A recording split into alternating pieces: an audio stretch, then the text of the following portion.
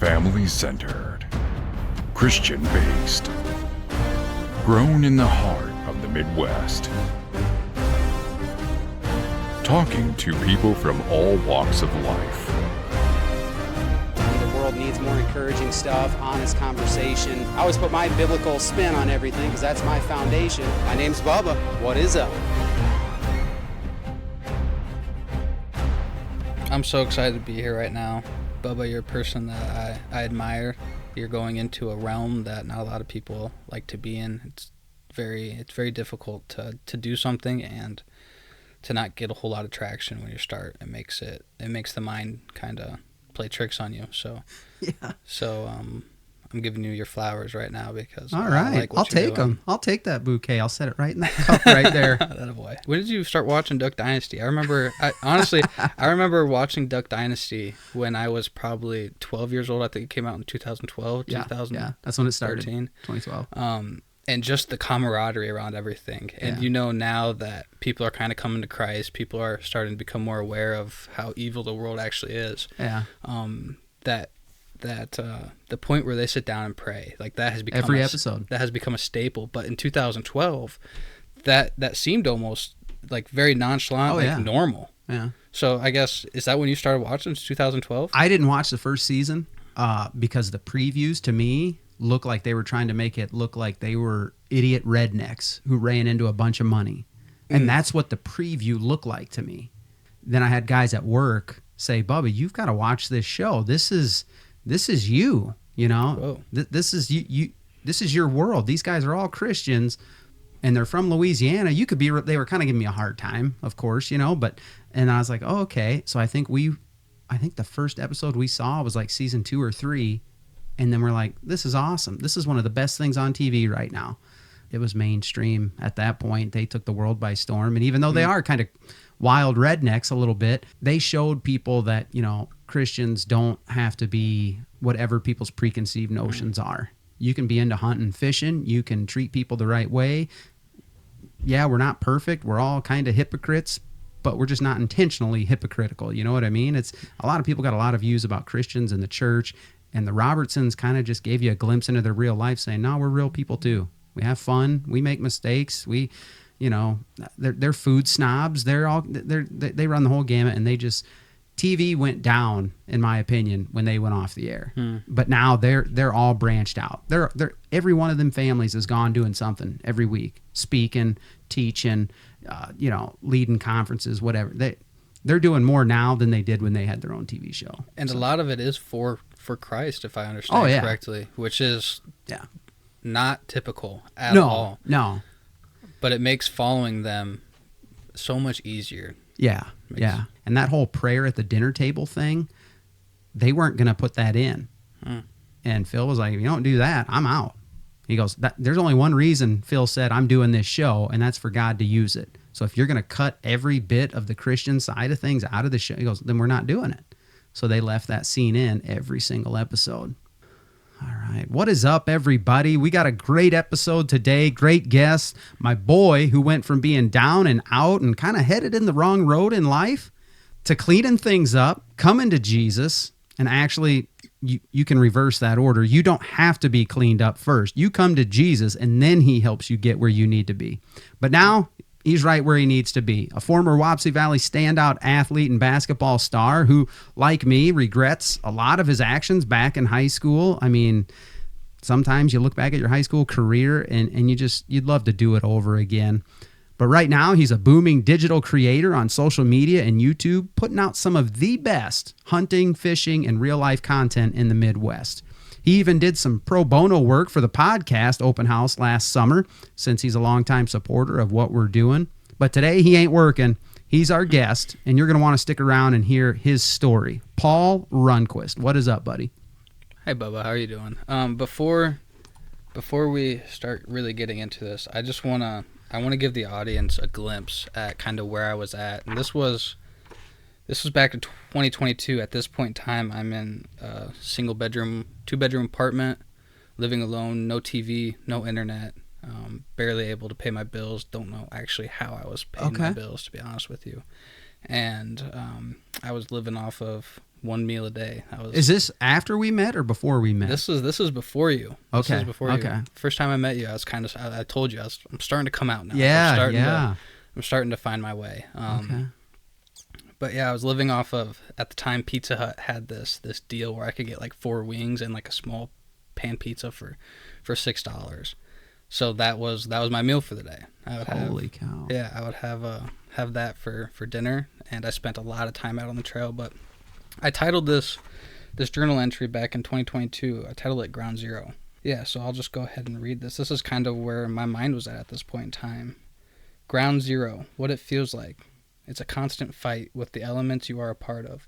I do not like having no money, not really knowing what I'm supposed to do with what I have invested all of my money into. I have cameras, I have a family, I have a girlfriend that all love me, but I have a feeling that I'm searching for God. I also believe I'm supposed to film hunts and create through Jesus. He is in me. I must talk to him more. It is so hard to keep creating off of pure belief without being 100% authentic. Knowing I have a pure artist next to me, the creative energy gets taken away through what? So I'm questioning myself. Mm-hmm. Like, why is my energy kind of getting taken away? Mm-hmm. Outside forces. Watching people succeed while I put all of my energy and my soul power into what I believe is the way to live, but no one believes in around me. They don't even speak of it to me. I am alone. I feel the outside perspective on who I am. That means I feel like the outside is putting a perspective on me, Yep. Portraying me a certain type of way. Yeah. Social media is an energy damper. I look at my phone to escape my thoughts, rolling on how to get the F free of this negative energy that I have created. I must first be okay with who I am and accept my beliefs. It is so easy to contradict myself. I must gain power through the negative energy that has been created through my doing. Find love in creation because it is you. It is me. We are us. Go, go, go. So at that, like I'm sitting in my apartment, just I'm pacing. Sure. Nonstop, trying to figure out what to create, trying to figure out what to do, because I feel like there's something in me, and I don't know what it is yet. And when I go back and read this, I've been searching for God all along. Sure.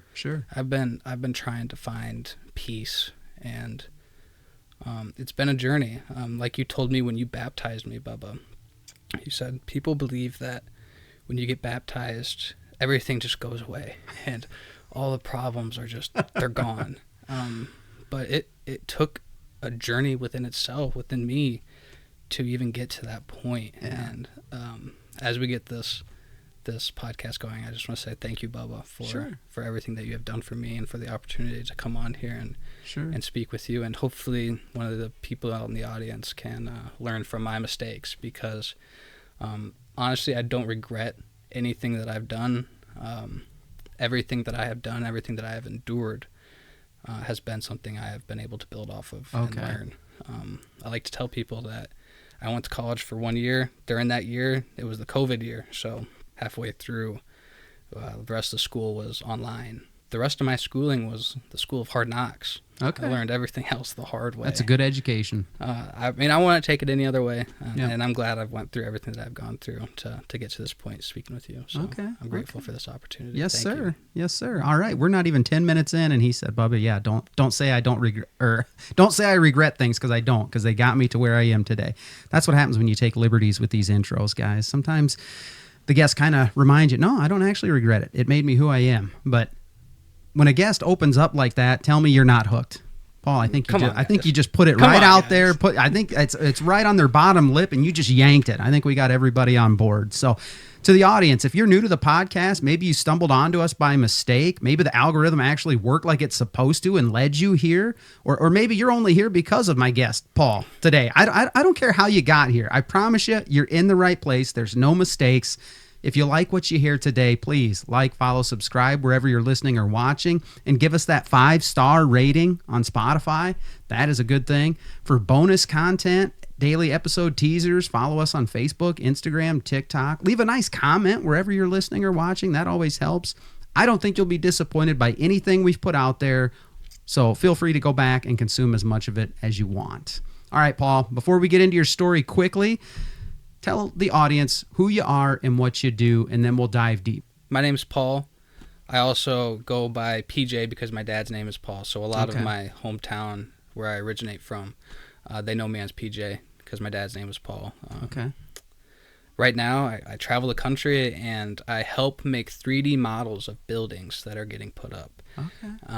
And in doing so, I've got this creative gene in me. It's like, it just like, You know, you got that scratch, you got an itch. I got it. Okay. Okay. And that's been something that I've been trying to itch for a long time. But within that, I mean, it's a process. But How old are you? I'm 25 years old. 25. And what do you like to do when you're not working? I try to monetize my life. So I wouldn't say anything that I do right now is work. Everything I do right now, through the grace of God, is what I enjoy doing. I mean, Okay. I get to travel the country. I get to talk to people on job sites, and it puts everything into perspective. I'm trying not to go off topic here. Sure, but, sure. I was talking to this guy on a job site, and he's probably in his 60s, and he's pouring concrete, and he's from Mexico originally. Okay. And we just got talking about society and the life that we are in today's world. And he goes, man, kids nowadays, they think they got it so bad. There's no respect. But he was saying it with love. Like, I could tell that he was saying it with love. He goes, when I was in Mexico, you know how every kid just wants their first bike. When you're 12, you want your first bike. He goes, I was just happy I was trying to get a pair of shoes. Oh, man. I was trying to get a shirt. I was 12 years old. I'm like, yeah. There's nothing, like, there's no problem that I'm facing during this day that means anything. Yeah. You know, like, it doesn't mean anything. Yeah. That's perspective, and I think that's something that I get to take in from traveling. So it's a blessing. Okay. All right. Well, then let me put it like this. You've got hours of free time. What are you going to go out and do? That's a good way to put it, Bubba. There you go. There we go. Thank you. What are you going to do? I know you're big into the outdoors. Yeah, I'm hunting. I'm fishing. I'm making videos. Okay. I'm talking to people. I'm diving into scripture as much as possible. Sometimes I take days off, I guess. Yeah. But as much as possible. That's what I do. And I hang out with family. I don't party. Okay. I used to be a big partier. I used to smoke a lot of weed and do a lot of drugs. Yeah. I don't do any of that. I'm sober now. How that's what I mean, man. With how our paths crossed is just like another one of those things, man. God's always working, because there's no way you and me should have ever crossed paths a few years ago. Oh, when you're in that crummy little apartment and you're basically telling me without telling me, like, dude, I'm searching for the Lord. And I think God led you to me to help me kind of get moving in that, because I'm heading towards Him, whether I know it or not. And it was just like, dude, fast forward a few years now, and it's like, clearly this is what God was doing in you, for sure. But yeah, you're definitely an outdoorsman. And I've noticed in some of your stuff, like, bro, if a court just happens to pop up in your area, you've got a ball in the car and you just go out and ball. It doesn't matter. Or you're riding that skateboard down a paved trail or whatever. So you're always, I like your energy. I like what you do with your downtime, and it's impressive. So, audience, if you want to hear more about that, we're about to get into his whole life story. So, that's just a quick snapshot. So let's do it. Let's go back to the beginning. Let's start with the childhood, and we'll just kind of work through childhood, teenage, young adult, leading up to everything to present day, and I'll try and just follow along as best as I can. And I'll try to stay on the straight line as much as possible. I can go down the rabbit hole and go a bunch of different directions. I know. Paul's a creator. He understands, I mean, he's not a podcast creator, but I tell him, I understand what time limits mean and everything. But when you got a guest who wants to share their story, you want them to get everything out. So we're going to do as best we can to make sure everything gets in there that he wants in there. But we also don't want you to sit down for 3 hours to consume everything that Paul's gone through. Yeah. So there's going to be opportunities for you to follow him on social media and really just connect with him in a personal way too. So let's just go back. Let's get in what we get in, man. Let's do it. What was it like? A lot of my core memories are not necessarily the best memories. Sure. I grew up with a loving family. I have 3 sisters, but my parents divorced when I was in 3rd grade. Yeah. And when my parents divorced, I remember my dad telling me, PJ, you're the man of the house right now. You got to hold down the fort. And at this point in time, I'm 7 years old, so I'm dealing with this pressure that I don't know what it is. Like, I don't know what I'm feeling because I don't really know who I am or any of that, but I know that my mom's crying every night herself to sleep, and I've got 3 sisters that I feel obligated to kind of take care of. So I just started dealing with a lot of weird energy from a young age. And my dad was a basketball coach, so basketball has always been something that I've looked at as an escape, and then it started to be like I'm getting screamed at by all these coaches, and I don't feel like I'm wanted on the basketball court. So my life is it's not happy at this point in time, and I'm feeling this really young, but I don't know how to deal with all this. So I just get in the wrong crowd. I start hanging out with the wrong people because I feel like they get me. Like, they're not picking on me, they're not calling me names, and they understand me. So I think the first time I smoked weed, I was in 6th grade, and then I found out that we were going to be moving up here north. So I was going to do 7th grade again. So my 7th grade year, I'm like, I'm not trying. Like, I'm going to do this class again. I'm not trying at all. So that ended up me being in the principal's office like every other day. Like, I'm a disruptor in class. I'm a class clown.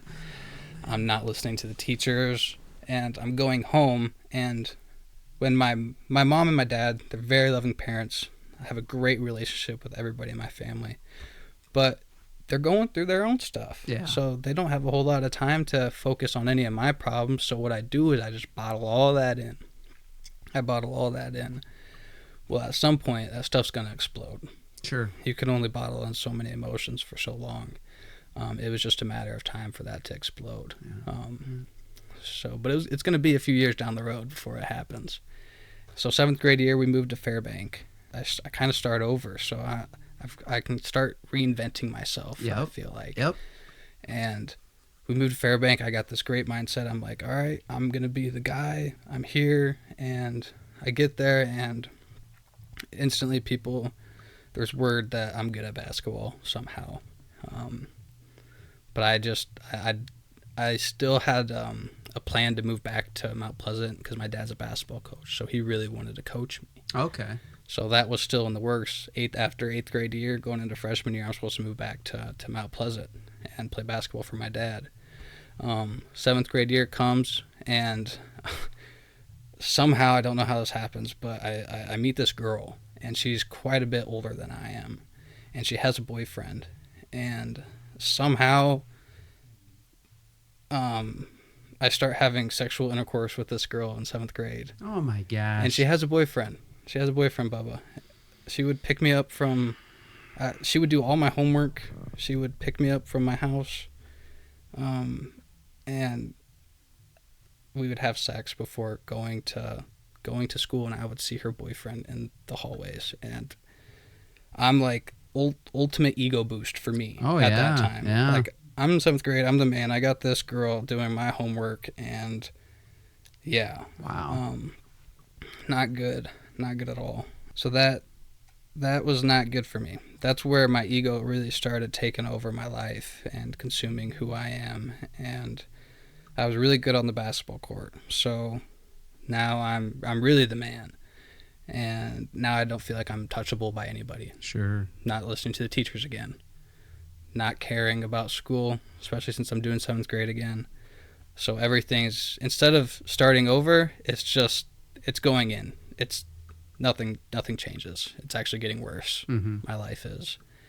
But I don't know it because I'm on cloud 9 right now. So that school year comes and goes. I move back to my dad's for the summer and hang out with him. So this girl that I'm seeing is still, she's actually a pivotal point in my journey, believe it or not. I'm still kind of communicating with her, even though I'm 2 hours south of here, and I'm with my dad. So that summer, my dad's feeding me like, you're going to come back, right? You're going to come back. And I'm a people pleaser. So I'm like, yes, Dad, I'm going to come back. I'm going to see you. I'm going to live here again. You're going to coach me. Okay. So that's in the motion. I'm hooping every day. and then I moved back. Summer's over. All right, before I get too far ahead of myself, I'm smoking weed again. So I had stopped when I moved to Fairbank, but now I'm smoking. Now I'm back in Mount Pleasant. Now I can see those guys again that I was hanging out with. So now, So you stopped doing drugs, moved up here, got into this terrible sexually active relationship, yeah, but stopped doing drugs. Then you go back south. Okay, the relationship's kind of on pause, but I'm going to start drugs again. yeah, Okay, yeah. So, but if you think about this, Bubba, there's still that void that I have in my heart because my parents aren't together. I still have all that bottled up. So, in order for me to not face that, what I've realized is that's what I turn to. I turn to the drugs. I turn to the sex. I turn to all this stuff that would boost my ego up. Yep. And, which is very, very, very common with young kids who are sexually active. I mean, let's just give the PSA right now, and I'll say it, unpopular opinion, but no, boyfriend, girlfriend at junior high, high school age, what are you having one for? Probably because you're wanting to fulfill desires that you have. I'm not a fan of casual dating. Dating, you're in a relationship with somebody, you should be seeking your future spouse.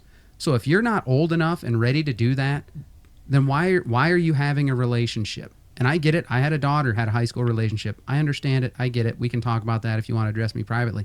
But there's a reason you get into a relationship at that age, and it's usually physical or emotional.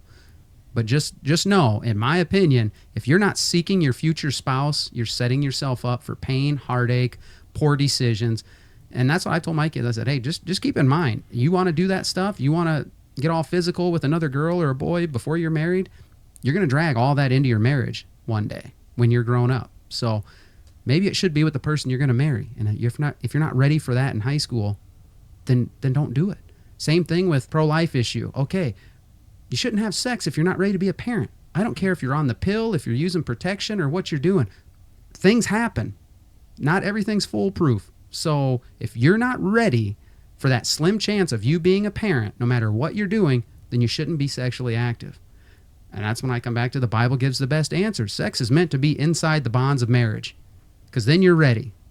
So just my little PSA, my little biblical PSA, but yeah, keep going. I can't believe you're saying that, but keep going, man. Can't believe I'm saying what? That at 7th grade, you're sleeping around with a college girl. Smoking weed. You know, it's like, because I was with you with the whole marijuana in 6th grade, because I think, you know, I grew up in a big city in Louisiana, and I think, yeah, the first time I was exposed to weed was in the 6th or 7th grade, because by the time I got up here, it was the end of 7th grade, and I was like, okay, I'm with you, but sex in the 7th grade, nope, not with you. No, that wasn't me, not yet. But what I guess it's very accurate. It's a statistic. You have a broken home, most of those kids are going to act out in a certain way, whether it's drugs, alcohol, sex, or all three. That's the facts of the matter. That is the number one factor in trauma and behavior issues with kids, and it's parental divorce, broken home. Mm-hmm. Everything flows from that. Just Google the statistics. That's where it starts. Doesn't have to. You could have a perfectly modeled home, and you could have a kid go off the rails. You really could. But when you start looking at the statistics, kids usually come from a broken home, and they have all these issues with education, with drugs, with alcohol, with sex. So, well, here's the deal, Bubba. I have a great stepdad too, and a great stepmom. Yeah. But my stepdad is not able to fill the shoes of my real dad. Sure. And my mom can't give me advice that my real dad can do. Yeah.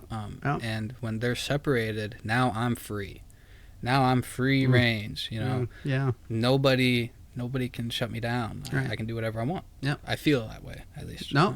Yeah, it's supposed to work a certain way, and when that gets fractured, the kids are usually going to pay for it. Yeah. Nothing against mom and dad. Mom and dads try. And I'll even give the state, the government, a little credit, because I hear when parents are going to get divorced and there's kids, at least in Iowa, you have to go through some sort of class training about kids in the middle before that divorce actually goes through, because the state recognizes you're about to put these kids in a damaging situation. You may not be able to mend your marriage, but you both got to think about the kids first now.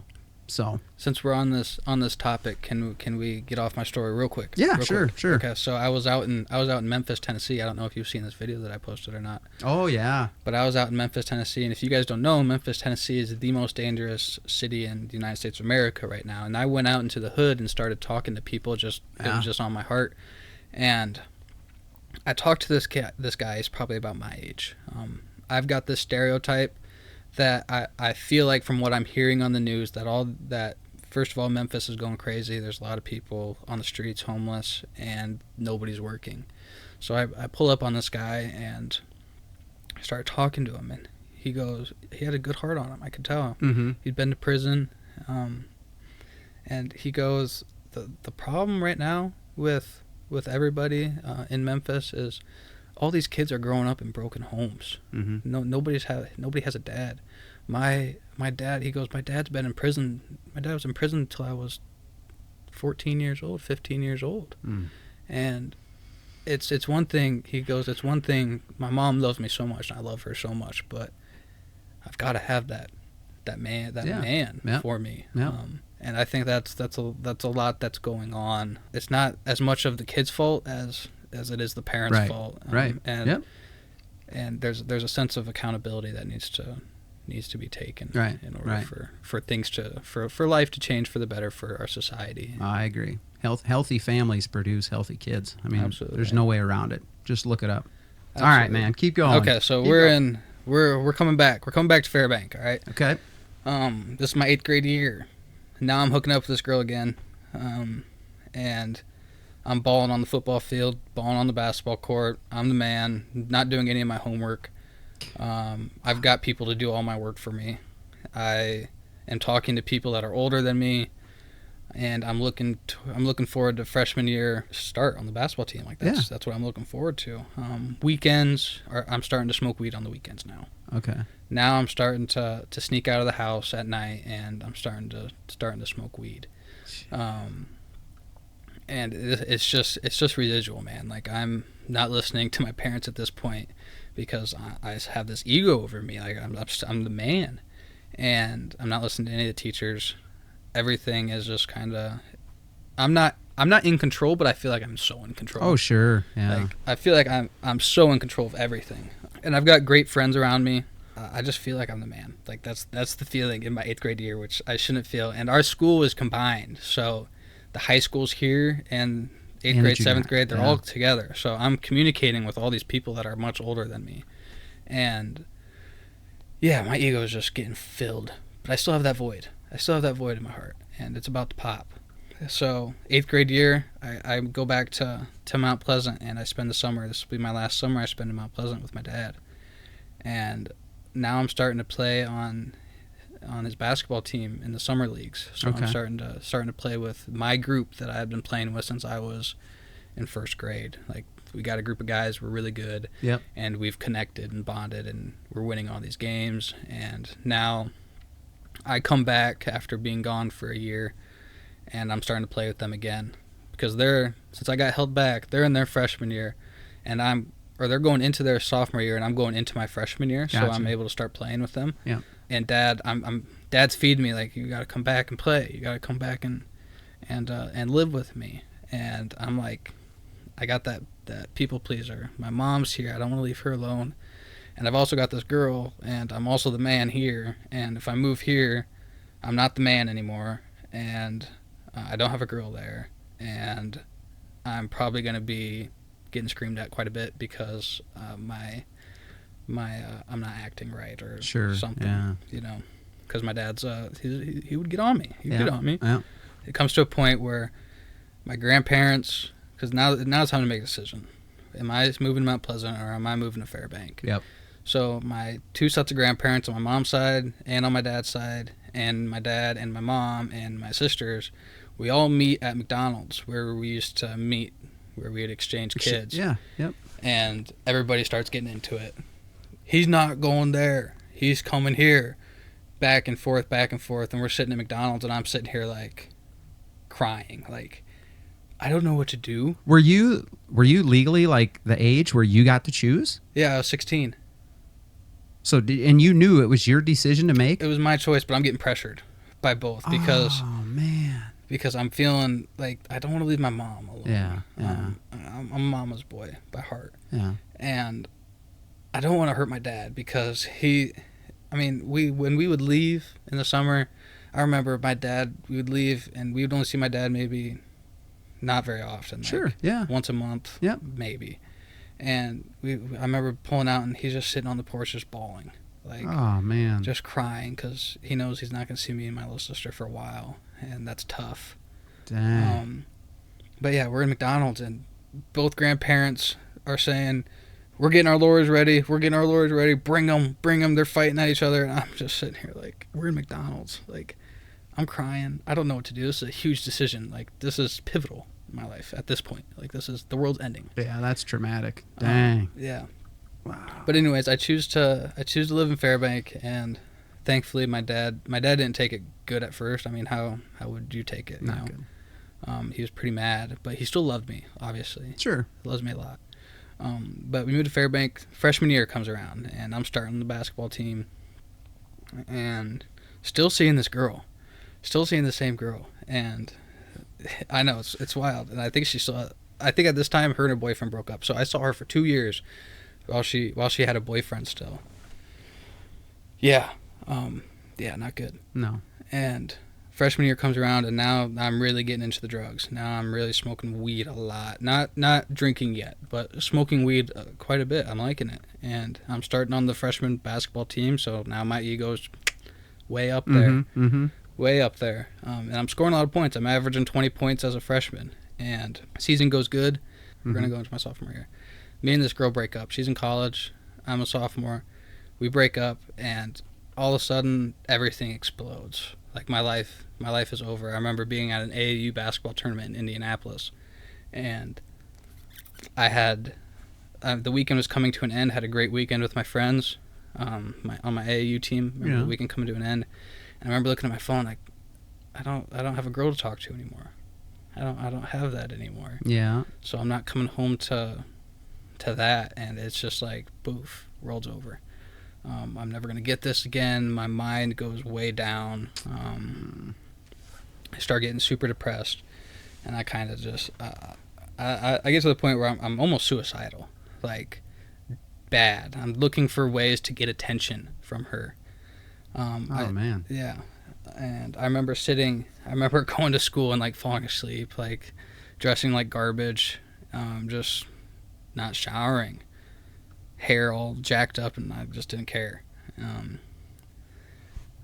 So it gets to a point where I'm searching on, this is my sophomore year, I'm searching on the computer, like, how can I shoot myself without killing myself?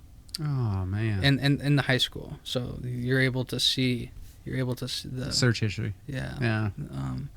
And thankfully my basketball coach told my parents, and my parents came and picked me up from school. I didn't know what was going on.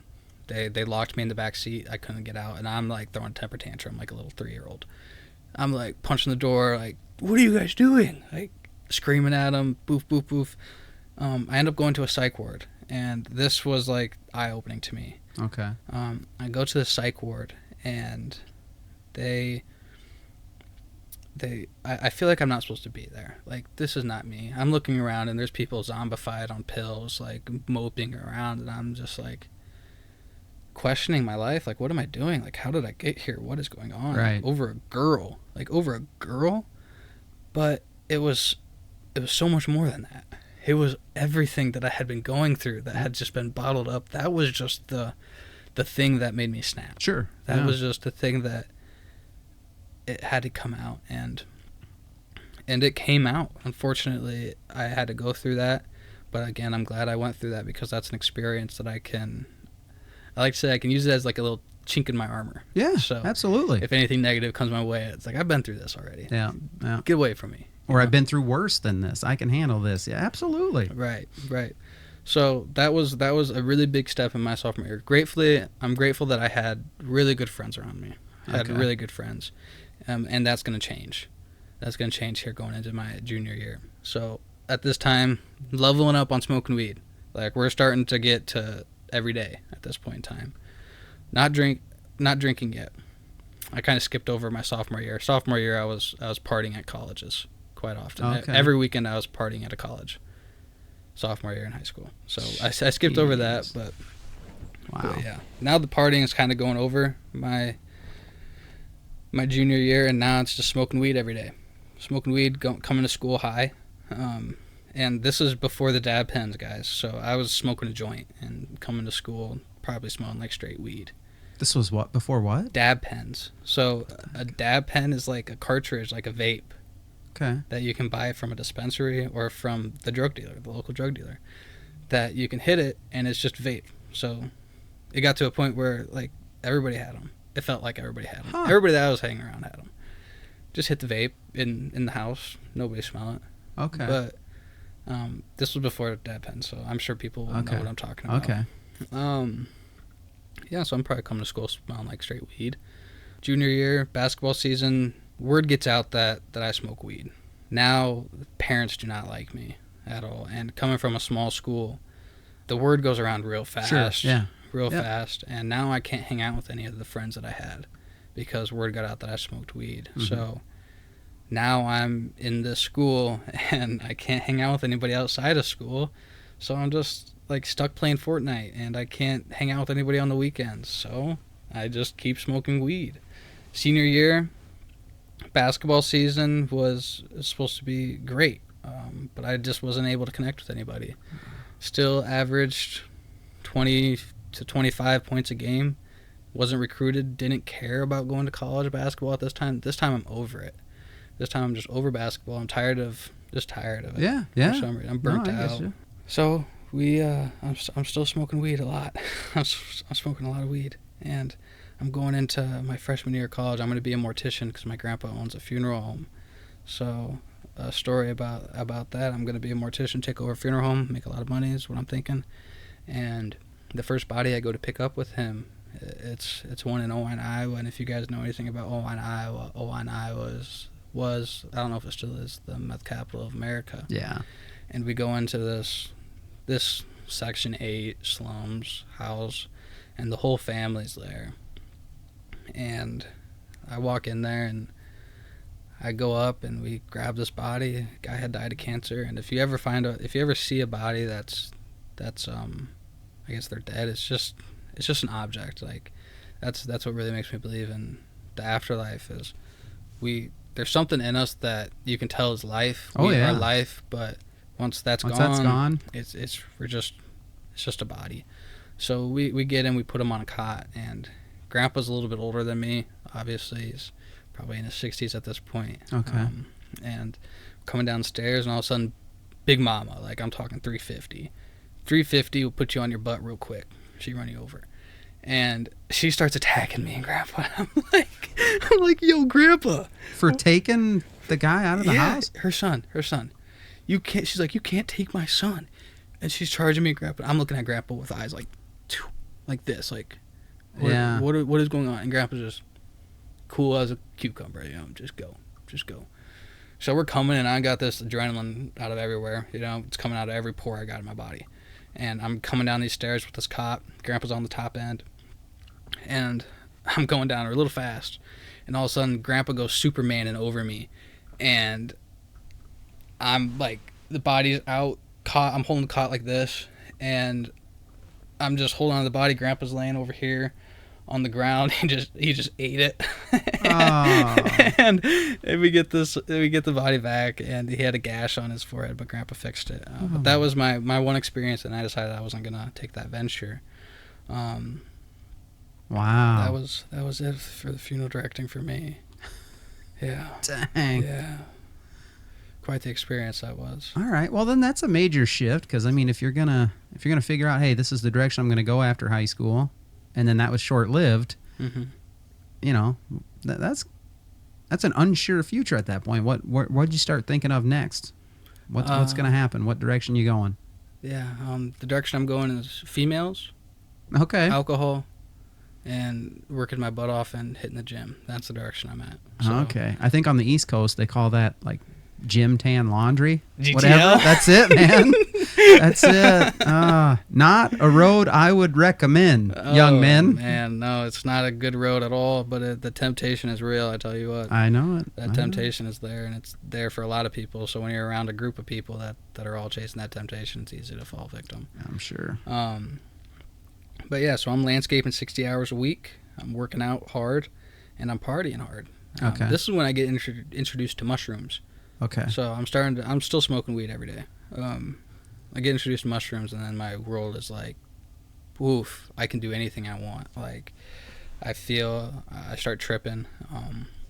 I feel tripping in a good way. I liked it. You liked the mushrooms? I liked the mushrooms. I did. Again, I start getting this ego, like I'm the man. It starts coming back because now all the girls love me. Now I got great friends. Now I'm making money. Yeah. And partying a lot. So I do that for about a year to 2 years. When I turned 21, coincidentally, I quit partying because I realized that I was starting to pick up on things like this is a dead end road, and I need to start figuring out what I'm gonna do with my life. Okay. And so me and my best friend, we move into this apartment that's on the other side of Cattle Congress. So we're a bridge over from the hood, from the rough parts. Mm-hmm. We move into this apartment, and we're gonna figure this out. We're gonna create. He's gonna create music. I'm gonna create videos, and we're gonna tag team this, and we're gonna take over the world real fast. You know, that's the mindset. Become millionaires right away. You know? Okay. And we start pushing on that. But as we're pushing on that, across the street there are these gangsters. They're selling dope across. And you know my apartment. There's an apartment here, and then like literally 4 steps. We're looking inside the other windows. Yeah. These gangsters are selling dope across from us. And as a kid from Wapsie Valley, that's not something I experienced before. So one day these guys run up on us, and they start pressing us like, well, what are you guys doing? Like, who are you guys? And I still have this ego, and I start pressing him, like looking at him like, what are you talking about, dude? Get away from us. Like, who are you? And we start going back and forth, and all of a sudden he pulls out this pistol on us, and he starts gunning us down. And he doesn't shoot at us, thankfully, but he starts really pressing us, and I was scared for my life at that point. So So I'm now introduced to a whole new realm, a whole new world within this life that I am starting to experience as a 21-year-old. And smoking a lot of weed does not help, because I'm thinking that I'm being able to create from smoking weed. Like, I'm getting all this creative energy from smoking weed and eating mushrooms and doing acid. I'm thinking all this is helping me create at the time. Yep. So, but what it was doing, it was actually getting me closer to the evil one. Yeah. I go down this road, so I'm landscaping. We're going to go to my job history now just to put things into perspective. I'm landscaping, and then from landscaping, I quit landscaping to start my own company. I start my own company. I do that I do one big job, make really good money. And then I start landscaping again for another guy, and then I'm doing side jobs. So I'm making money, I'm creating, and I'm still doing a lot of drugs. So things are working, but there's still something off in me. Sure. Like, something just doesn't feel right, even though I'm doing pretty good for myself. I remember I had this job in Cedar Rapids, and it was for myself, and I finished the job, and there was a person that came up to me, and I started to get more jobs. Jobs were starting to come in. I had 2 more jobs lined up. Okay. And I just had this realization in my mind, like, I can keep doing this. I can make good money from this. But I don't know if this is me. I don't know if this is something that I feel called to do. I don't know if this is something that it doesn't really give me that warm, gooey feeling that I like to feel and that I get from filming. So I dropped it. I dropped $20,000 just on the table. I let these jobs go, which would have helped build a company, and you can't do that when you're starting to build a company. So I let that go, and now I'm creating full time. So I'm like, I go to Wisconsin and I film a turkey hunt. Don't get a turkey, and I'm super green. I don't know any of the editing software. Okay. I don't know anything about this $2,000 camera I got. I just don't know anything. So I'm just flying with the wind, hoping something sticks. And I'm going through this, but it doesn't work out. So I'm like, I don't get a turkey. This is starting to become a lot harder than I thought it was supposed to be. Yeah. And now I don't have this money coming in. So now I'm trying to water this seed of creating that makes me feel good and warm and gooey, but I don't have anything to fuel the seed. Yeah. I don't have anything to fuel the water bill. So it's starting to just die. starting to die, and I end up getting this job for a little while. I go through a couple more jobs, and I stumble across, well, there's a point where I need to start talking about this. There start to be like demons that start popping up in my apartment. It's weird, and they pop up in my brain. So I'll fall asleep at night, and mind you, if you guys have ever been alone, like for real alone, in an apartment with no TV, all you have to like get your mind off of things are books and a cell phone, it gets real quiet, and Sure. it feels real lonely and dark, especially when I was in this apartment. The energy, just the atmosphere was not good. We're right on the edge of the hood, and it's just not good. It's not good energy. So when I've fallen asleep, I'm just having these night terrors. Okay. And I remember this one time I was laying with my girlfriend, and I woke up in my dream, and I was waiting in line to get something. I was waiting in line, and I turned around, and there was a lady that looks like the Woman in Black, if you've ever seen that movie. She was wearing a veil, like she was getting ready to go to a funeral home, like a funeral. And I turned around, and I knew something was off. So I turned around, looked at her, did a double take, and I said, "What are you doing here? Like, why are you here?" Subconsciously, because I'm dreaming. I don't really have that much control. Why are you here? And she looked at me, and she unveiled herself, and her skin was all white, all like, it was real creepy. Eyes all black, nothing white in them. And I was like, "You need to go. Like, you need to leave." And I grabbed her face, and she grabbed mine, and everything started spinning, and I woke up. And the next day, my girlfriend messaged me. She goes, "You have a bad dream last night." And I go, "What are you talking about?" Like, "Yeah, why?" She goes, "Your body was like normal, then all of a sudden it got like super duper hot." And it was just weird. So I told her the dream, and it was just really weird. Yeah. So I started to become aware of the evil in the world, and how much it's like, if you start to give attention, when I started giving the wrong things attention, I started to get the attention I didn't want. Yeah. So yeah. I was feeding the evil entities around me that I wasn't aware were there, and then when I started to become aware that they were there because I was feeding the wrong stuff in my life, I wasn't being a good person. I was just feeding the wrong stuff. It scared the crap out of me, to be honest with you. So I started searching for God, and that's when that journal was starting to get wrote right there. So that was back in 2022. This was going on, but I still have this creative journey. So in order for me to create without any money at this point, because I still don't have it, I have a little bit of income coming in, but like I'm talking maybe $1,000 a month, maybe. So that's tough with gas, food, rent, Wi-Fi. It's tough. Yeah, that's pretty slim. So I spent a lot of my time on the nature trail and on the basketball court. Yep. Because at this point in time, I'm still smoking a lot of weed, but I'm done. I'm just done thinking I'm the man. My ego is starting to get killed for the most part. Yeah. So I'm spending a lot of time on the nature trail riding my longboard, spending a lot of time on the basketball court hooping, and I'm starting to find God at this point in time because I'm diving into who actually am I.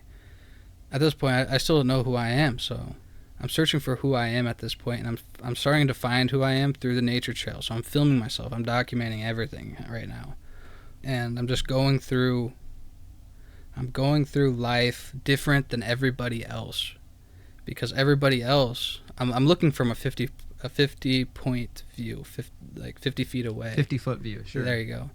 Everybody else is working. They got these great jobs, or they're in college still, and I'm 21, 22, and at like 1 o'clock in the afternoon, I'm on my longboard. Trying to trying to get energy from God, and trying to find my way, trying to figure out who I am, diving into my soul, diving into all my trauma, into everything. And I was finding myself starting to talk to a camera a lot more when I was on the trail, and I kind of thought that might have been my way, but I've always wanted to film hunts. Film my hunts, but I just hadn't been able to even buy a tag at that point because I've been so broke. So I'm still filming. I'm just on the trail, kind of filming what's going on in my mind. It's very unique. While this is going on, my roommate he's going in and out of. He's having a lot of troubles. He's also fighting demons. We're both fighting demons at the same time, but the demons kind of got a hold of him pretty strong, and it gets to a point where he's in prison, or he's not in prison, he's in jail, and I'm alone in the house. And now I really start like coming out of my shell and start thinking of ways to get out of here, because I don't have this negative energy that is coming towards me anymore. Now I can think freely. I feel like I can think freely, and I come up with this idea that I'm gonna start a media company. So I was like, I got these cameras, I've got a cell phone, I can edit videos now. At this point, I've been doing it for 2 years, 3 years. So I start a media company geared towards real estate agents. Yeah. Shout out to Janae Ord at Century 21 Signature Real Estate. She was the first person that gave me an opportunity to come take pictures and film for her. And she even gave me the opportunity to come present my business model in front of her company. Awesome. So that was pretty scary. That was pretty scary, man. I was sweating pretty hard at that.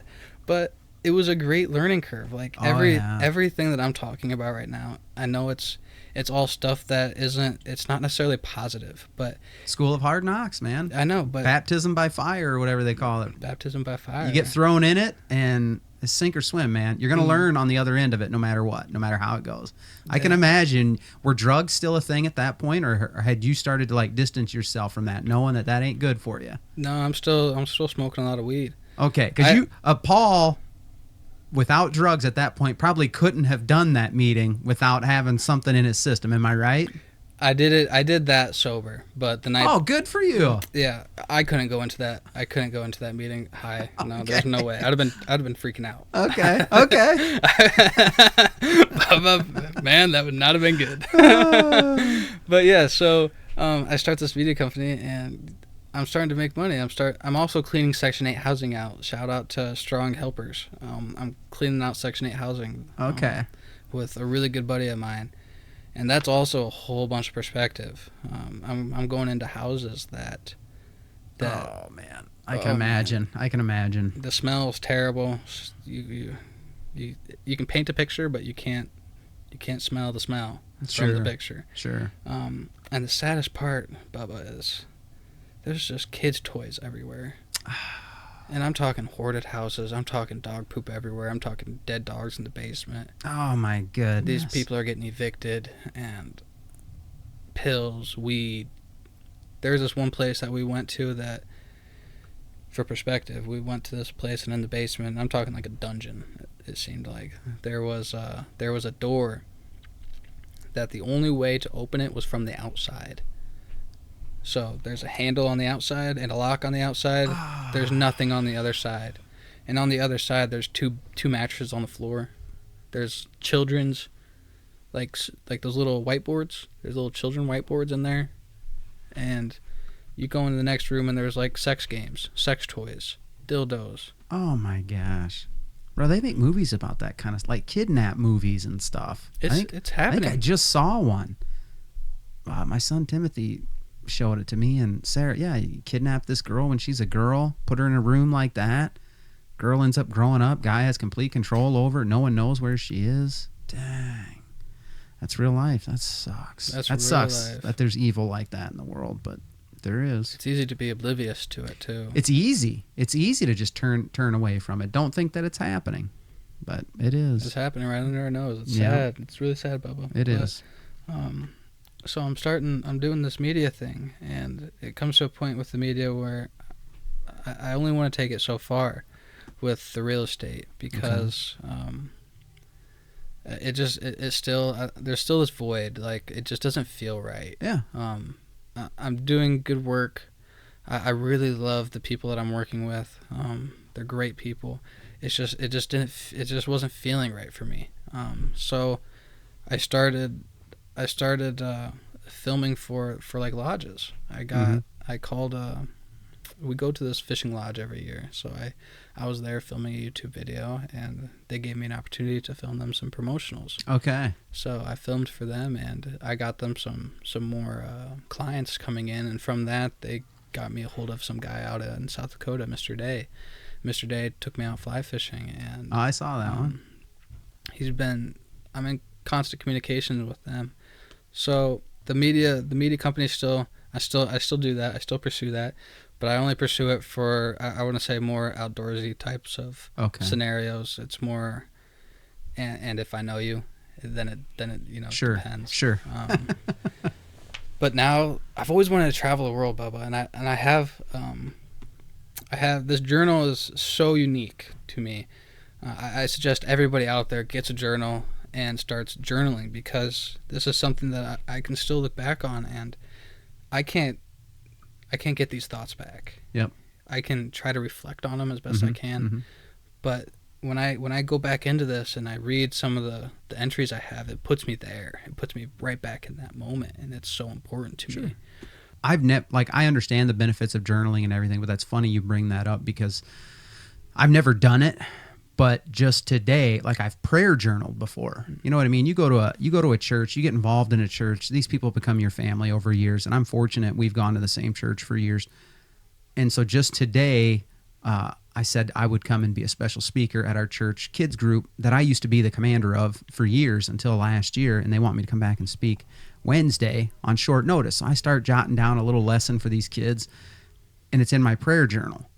And I start looking back, and I mean, I can go all the way back, I can go back 10 years, just like that, and snap. And I start looking at these things that I was praying for. So it's not a journal like what you say, but it's just for prayers, families, people, situations, elections, country leaders, just different things, that you're praying for. And it is really cool to put yourself back in that time.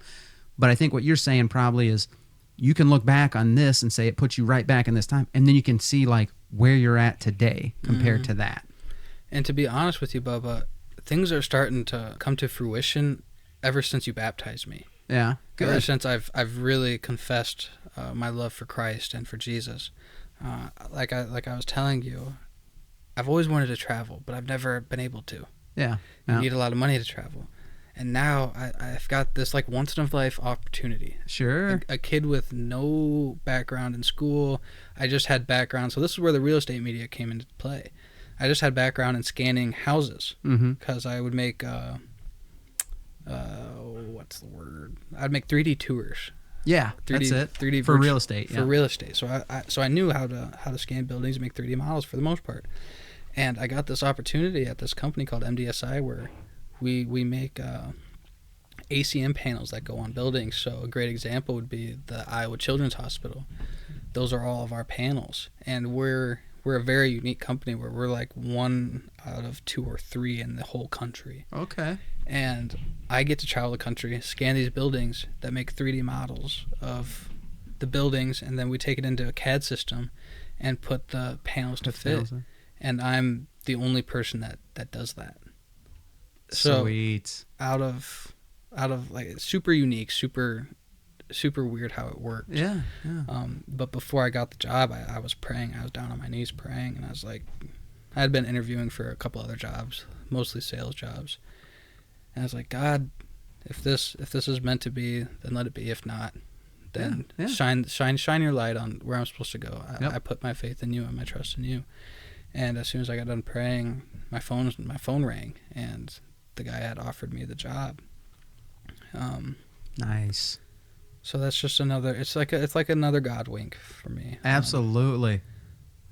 That's a term we use in our family, a God wink. For anyone who doesn't know, it's kind of like, just that second reassurance, like, man, yeah, God's real. He's got this. Don't worry about it, because you can't explain it any other way, right? You start stacking coincidence on top of coincidence. Well, boy, if everything's just a coincidence, man, you got a lot more faith that there's no creator out there, but all these coincidences stack up. So, but you look at you listen to the life story that I just kind of went through very fast, actually. And I was not on the track to be where I'm at here at all.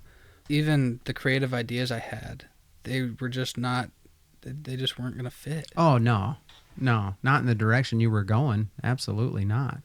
So the fact that I was able to get baptized by you, and I was able to come to Christ. Like, this guy you're seeing right here it's all through Jesus. It's all through God. Everything that I have done through me has perished and fallen. Yep. And it's been bad. Yeah. So That's right. He who builds the house, or how does it go? We just sang this song. It's like a Christmas hymn. It's he who builds the house by himself labors in vain. If God's not doing it, you're doing it in vain. So, but you got to be careful too, because like I listen to that and I say, okay, clearly you started to realize, man, when you start doing, and I'll even say alcohol, you get yourself buzzed, you get yourself in a state of mind where your inhibitions are, your guard is just lowered.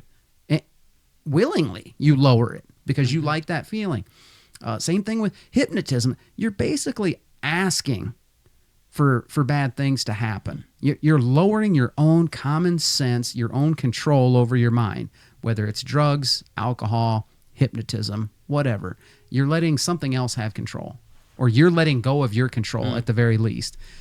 And you don't think, if there's good out in the world, then there's evil in the world too. You don't think you're opening yourself up to demonic activity. So it's awesome to hear that you recognize that and recognize, man. I mean, the Bible says the devil, and I think it's 1 Peter says the devil is roaming around. He's prowling like a lion, looking for something to devour. Why on earth would you want to open the door to let him in by being completely pass out, blackout, drunk, or stoned, or tripping on mushrooms or acid? You are taking away your own ability, and you're just saying, "Yeah, come on in, have your way with me." You know what I mean? It's not a good way to be, for sure. I was on a job site. I've been reading the book of Job, and the first part of Job is this. I want to say wealthy man. Oh, he yeah. he had everything. He did. He had the cows. He had the sheep, the donkeys, the house, the family, and the devil was saying, Satan was saying that. If I portray this correctly, feel free to correct me. Okay? I gotcha. Satan was trying to make him stumble. Yeah. And Satan was saying, well, if you take this away from him, then for surely he will curse you. Yeah, absolutely. He will curse you. And I haven't read it all, but that also makes me thankful to not have all these blessings right away. Okay. Because that is difficult in today's society. And if I wouldn't have gone through everything that I had gone through from the ground up and had that firm foundation like we talk about, I don't know if I'd be able to have that strong of faith to not curse God, quite frankly. Yeah. So I am extremely, extremely thankful for the blessings God has given me. And I don't want to say I seek God for blessings. I guess I seek God because the peace of mind that he has given me, sure, I guess that is a blessing, but it's just like he's a leader. He's our father. Yeah. He gives advice, and his word doesn't change. Yep. His word doesn't change. That's right. Man, we could go 100 different ways on that. We could go for another hour easily on that, but that's good stuff. Something is always going to be missing. Until we come, he's our creator. Yeah, you're not going to feel completely at home until you have come to him and you're seeking his will for your life, bro. He'll line it up. He'll close the doors that need to be closed. He'll open the ones that need to be open. And, Paul said it in the New Testament, once you kind of get there. Job is a great example, yeah. But Paul said it in the New Testament. He goes, man, I know what it's like to have everything, and I know what it's like to have little. And I'm content. As long as I got the Lord, I'm content. And you're saying I'm content, whatever way it goes. And to be honest, I like your media that you put out, whether it's a lodge or whether it's your little public hunt with your stepdad over here, or it's your world famous horrible deer call. You cover the whole gamut, dude. It's good stuff. It's real stuff. It's authentic. So I'm going to give you a chance to plug where people can follow you here, but I did jot down a couple questions. We got to sneak these in here. Short answer. Why on earth would a college girl be interested in you, do you think, in 7th grade? Okay, well, when I was in 7th grade, she was a sophomore in high school. Okay. So And she was getting you into college parties. She wasn't a college girl, but you guys were getting... She was a college girl when I was a freshman in high school. Okay. So 2 years. as a freshman, I was going to college parties. Gotcha. As a 7th grader, I was having a sophomore do my homework, and I was having her give me rides to school, and I was having sexual intercourse before school. Why do you think this girl was into you? Was it just because of like the sports thing or the... I think it's because I just had that charisma, or I was a new face. Okay. A new face. Oh, in the yeah, school. that exists too. Yeah, the new kid in town. Yeah. And I was good at basketball. I was good at sports. And Okay. I mean, I wish that wasn't that didn't happen. I wish I could have been like Jace Robertson, you know, and could have been a virgin until I'm married, man. If I could have done that. I'm a proponent of it. Yeah, if I could have done it, great. But I'm telling you, there's the message right there. Don't drag any sexual relations into your marriage. Wait until you're married. And then if you regret it, call me up and tell me you regret it. Call Paul up and say you regret it. I'll call you a liar to your face. Save yourself for your spouse and tell me you don't just love the fact that you made it. It's the road less traveled. Amen. It's being a rebel. A lot of guys think it's all about the body count. That makes you a man. Get out of here with that BS. Say no. Put those desires on hold and save them for your wife, dude. Amen. Do it if you can. Try me and do it. It's a bond. I was talking to a guy the other day. He's dealing with a lot of crap. I think he's going through his like 3rd or something divorce. I don't know. But he told me, he described this to me, it's so much deeper than just sex. Like, this is a person-to-person bond. Oh, it is. Yeah. You guys are bonded. Yeah. And it put things into perspective. Like, now I'm not only have been with other girls and bonded with other girls, but now my future wife has bonded with other guys. Yeah. And I can't get in her brain and think what she's thinking. Yeah. So it gets kind of messy, like you're talking about. Exactly. Because we do it our way. We say, oh, this culture says this is okay to sleep around a little bit. No. Do it the Bible's way. Tell me if you regret it. Next question. I always wondered this about people who had drug habits. I mean, I'll be honest. Yeah. When I was junior high age, I experimented with weed a little bit. I got off of it right away, unlike you. Mm-hmm. Where do you get the money for daily marijuana habits as a young person? So where are you getting it? Man, I grew up, when we grew up, I know you want this short answer, but I'm sorry, I'm not going to give it to you. We're over an hour. I'm not going to give it to you, Bubba. I'm sorry, okay? We grew up really poor. I remember my mom, there was one month where we went through like 5 different cars because our cars kept breaking down. I remember going to basketball practice and my coach would be like, Mom showing up in a different car again today. And I'm just wow. Like, yeah, but anyways, somehow I talked to my mom into getting me some. I'm like, yeah, I'm gonna go to the store and get some PS4 cards so I can play with my friends. Okay. In reality, I'll just go get a gram of weed. And you knew who to buy it from and everything. I mean, you just... Yeah, I don't know how this happened, but seek and you will find. Yeah. And I went to this guy's house. My drug dealer was living across from the police station. His parents were always smoking weed. I'd go into his house and be sketched out the whole time, typical drug house. Buy weed real quick, smoke with him real quick because he'd smoke us up. So it's like, all right, I'll get a freebie while you're there. Like, yeah. Golly. And meanwhile, right across from the police station, man. Like, so stupid. The fact that I don't have any record or anything and I've never been to jail is a blessing. Holy cow, that's a miracle. Yeah. Wow. But that's how I talked my mom into I'm like, yeah, I'm going to go get some PS4 cards and so I can play with my buddies. And instead I'd take that $25 and go buy a gram of weed. Dang. Okay. I've always wondered that about people, like, or even people that smoke cigarettes today. I'm like, how, I mean, when I was in high school, a pack of cigarettes was $2. And you could even have somebody just go into the bar, put it in the machine, and you pull the handle and the pack of cigarettes would come out. So I guess I'm kind of saying. That's ancient. Yeah. You're 25. I'm or how old are you? I'm 25. 25. We're what, mid 40s. So yeah, we still remember. So shout out to everybody who knows about the machines I'm talking about in the bar. But it was $2. It was $2. Now what's a pack of cigarettes, like $5, $6? I don't know. I don't buy cigarettes, man. I'm saying, how do people have the money for these habits like that? That's insane to me. To bounce off that idea, what was $2 like compared to $5 today? Minimum wage when we were in high school was like $5.25, and then it went to like $5.75. So when we had a job senior year telemarketing, and it paid $6.25 an hour, because you're calling up and getting yelled at all the time for calling people because they didn't want to be called. What are you telemarketing? Telemarketing, selling them credit cards, selling them whatever. Oh, really? We did it for, I don't know, a month or two. My wife loved it. I hated it because I'm a softie, dude. You yell at me. I'm with you, brother. You're supposed to have like 3 different responses, and you yell at me once, and I'm already tearing up, ready to just hang up. Okay, I hear you, my man. But yeah, no, you know, what was gas? Gas was maybe $1.25 a gallon, maybe. You know what I mean? So yeah, $2 was nothing. What was your first car? Oh my gosh. First car, my parents bought me a 79 Ford Bronco. I never actually got to drive it. Had a blown motor in it. They took a motor out of a Ford LTD, put in it, and then once it was running again, they sold it. So the actually first car I got was my great grandpa's 78 Mercury Monarch 4-door. It was beige in color, leather interior. It was a boat, but yeah, that was it. I don't know. Smooth rider? Yeah, I mean, I just beat the crap out of it, put it in a ditch right away.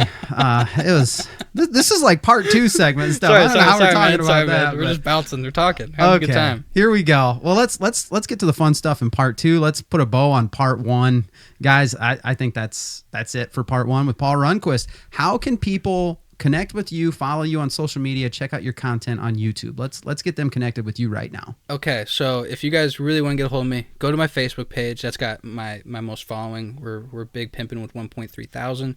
Nice. Huge. I know, thank you. I'm actually very proud of that. PJ Rundquist, Rundquist, and then just a P and a J. Instagram is paul.rundy, Paul, Paul, .rundi. And then you'll be able to get to my YouTube channel from my social media accounts. So got links there? I got links there. Okay. Yeah. So, guys, yeah, just take Paul Rundquist, search it up, find it, get on there. Or PJ Rundquist. It's good stuff. It's entertaining. Very entertaining. I have fun. Yeah, good videos. I like it. And you never know when you might need him to do something for you. I don't know. He like he said, if we're friends, there's a chance he might do it for you. So if you're going out hunting or fishing and it sounds like a cool adventure, I mean, feel free to hit me up. Yes. Honestly, it's very hard for me to say no.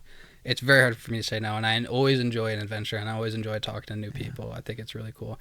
It's not about you and I create because we love to create. Yeah. It's not necessarily about the views. It's not necessarily about the money. Of course, like that would be awesome. That would be awesome. That would be so cool. But the whole reason we started this because we're on a mission. We enjoy doing this, and it feels right. It's filling that void. That void. And I got a feeling in part 2 you're going to put me on the spot about that. Like, how did I? You said how you started creating. You're going to end up asking me why I got into this thing. That's a whole story. So come back for part 2. That's right, baby. Come on. All right, Paul, man, I hope your story and the things you shared, I hope it encouraged the audience. So to the audience, man, I really do. I hope that. I hope it enlightened you, maybe even challenged you a little bit. Maybe you can relate to some of that stuff. Maybe you're in some of that stuff. We got a lot of young listeners out at the high school, Paul, so maybe they're right in some of that, staring down some of those roads that you went through. So to some of you guys, I hope it challenged you. Can I give them some advice real quick? Absolutely. To the youngins? Absolutely. Don't give up. Whatever you do, don't give up. There were times where I feel like sometimes I have questioned my faith, like in all reality, but that's just the evil one trying to get to. As soon as you become a Christian, you say Jesus Christ is your Savior, you got a big target on your back. That's right. Big old target, and he's coming for you. And honestly, I quit smoking weed probably about 9 months ago. So I smoked weed from 13 years old till I was 25. And it stopped eventually, just like any bad habit. It takes time. So don't beat yourself up if you fall. If you fall, you're supposed to fall. It's just like learning a new trick. It's just like hopping on a skateboard for the first time. Eventually, I mean, you're going to fall. It's inevitable. But just hop back on. Just hop back on. Except now you got somebody helping you. It's not all under your own power. Amen. Come to Jesus first. Yeah. So yeah, if you guys didn't see Paul's baptism video, it's on our YouTube channel. We released it on social media, and it was actually an episode right before this, episode 69, our year-end recap. I threw that whole little video in there. Paul did some amazing drone shots and some text and stuff in there. And of course, I tried to mess it up with audio, music, and the background stuff. So go check it out. The drone did all the work. That's right. Yeah. All right, man.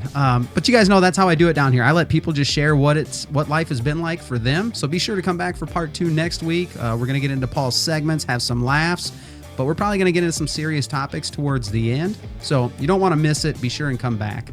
If you enjoyed this episode, share it with family and friends. Do not be embarrassed. Do not be ashamed. Share it. We're growing every day, so please like, follow, subscribe, share wherever you listen or watch podcasts. Go over to social media. Follow us on Instagram, Facebook, TikTok for funny reels, pictures, and encouraging stuff there. If you got questions or comments or ideas, or you want some What Is Up merch, we sell t-shirts, email me, whatisuppodcast@gmail.com. If you need help with something or you want to talk deeper about something you heard here today, you reach out and I'll respond any way I can. If you want to connect with Paul and reach out. He will respond. Okay, that is what we're here for. Thank you guys so much for listening. Your support means a lot to me and my family. So, Lord willing, I'll talk to you on the next one. Bubba's a real dude. Actually, reach out to him. Like, seriously, reach out to him. He'll respond to you. If you're having any troubles, we're here. We go through stuff too. Yeah. We're just typical people, y'all. We're in the Midwest. We're not famous. We're not trying to be famous for the most part. I mean, fame is not that cool in reality. So come back next week and see what we got for y'all. There we Why go. not? There we go.